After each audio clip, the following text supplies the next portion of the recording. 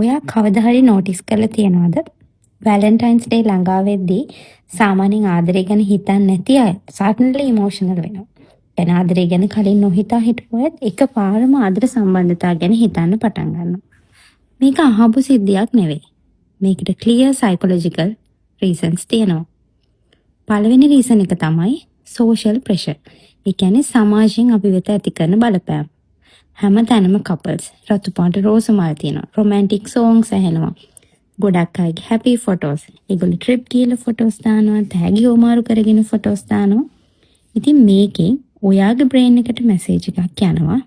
ආදරය, ලව් කියන්නේ හරිම ඉම්පෝටන්ට් දෙයක්. ඒක නැතිනම් අපේ ජීවිතේ මොකක් හරි අඩුවක් තියෙනවා කියලා.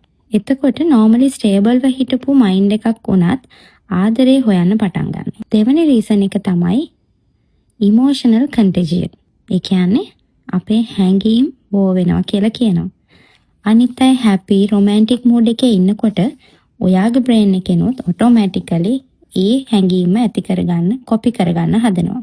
ඔය සාමාන්‍යයෙන් long day ඔයා තනියෙන් ඉන්න කෙනෙක් නොවුනත් එකපාරම ඔයාට තනිකමක් වගේ දැනෙන්න පටන් ගන්නවා. ඉතින් එතකොට ඔයත් ආදරය හොයාගෙන යන්න හදනවා. තුන්වෙනි රීසන් එක තමයි ඩෝපමින් ස්පයික් එක. ඒ කියන්නේ අලුත් අත්දැකීමක් එක්ක, අලුත් දේවල් එක්ක, ආදරණීය හැඟීම්, වචන, ඒ වගේ දේවල් මගින් බ්‍රේන් එකෙන් ඩෝපමින් රිලීස් කරනවා. එතකොට අපි හරියම කැමති මේ ඩෝපමින් සර්ජ් එකේ ඉන්න. ඩෝපමින් කියන්නේ ඇට්‍රැක්ෂන් හෝමෝන් එක.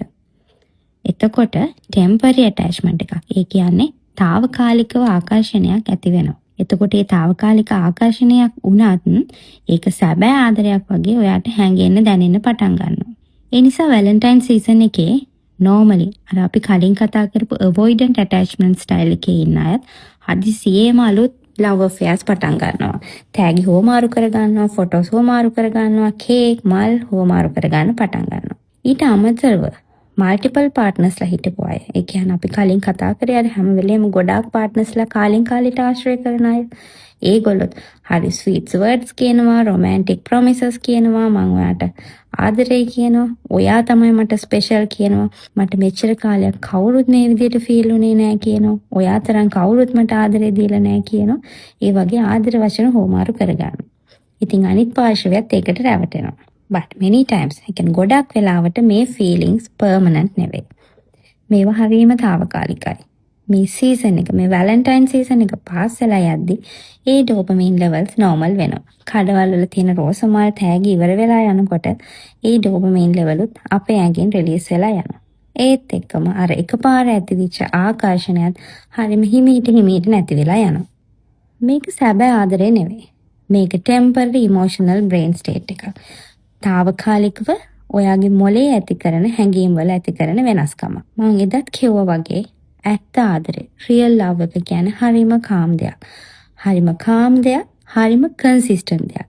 ඒක හැමදාම එකම විදිහට පවතිනවා. මේ වගේ කාලෙන් කාලයට උඩු යටිකුරු වෙන දේවල් වෙන්නේ නැහැ.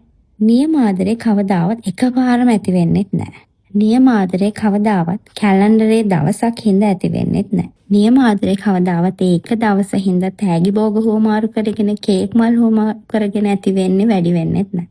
ඒ නිසා බොහොම කල්පනාවෙන් මේ වැලන්ටයින් ඩේ කියන එක ඔයාගේ හැඟීම් ඇති කරනවා. හැබැයි ඒ ඇති කරන්නේ හැඟීම් ඇති කරන්නේ මේ පරිසරයේ ඇතිවන වෙනස්කම් මගින්. එහෙම නැතුව ඒ හැඟීම් ඇති වෙන්නේ ඇත්තටම ඔයාගේ හදවතින්වත් ඇත්තටම අනිත් කෙනාගේ හදවතින්වත් නෙවෙයි. ඉතින් බොහොම පරිස්සමෙන් ඔයා හිත එක ගනුදෙනු කරන්න. ඔයාගේ හිත වගේම අනිත් කෙනාගේ හිතත් රිදෙන්න පුළුවන්. ඒ తాවකාලිකව අපේ රවට්ටන වචන වලට රැවටිලා අපේ හැඟීම් දැනීම එක්ක සෙල්ලම් කරලා අපේ ජීවිතේම විනාශ වෙන්න පුළුවන්. ඒ නිසා මේ සබඳතාවල ඇති මනෝවිද්‍යාත්මක පසුබිම ගැන දැනගන්න රැඳෙන්න මාත් එක්ක හැමදාම.